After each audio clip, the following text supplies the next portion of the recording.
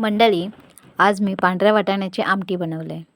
ही भाताबरोबर चांगली लागता, पण ह्याच्यात जर फरसाण किंवा कांदो कापून घातलास ना, फरसाण आणि कांदो, तर एकदम मस्त लागतात ते.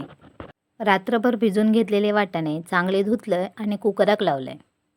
फोडणीसाठी कांदो बारीक चिरलंय आणि तेलात चांगलो परतून घेतलंय. कांदो लाल झालो तसं त्याच्यात टाकलंय 2 चमचे मसालो तेलात चांगलो परतलंय.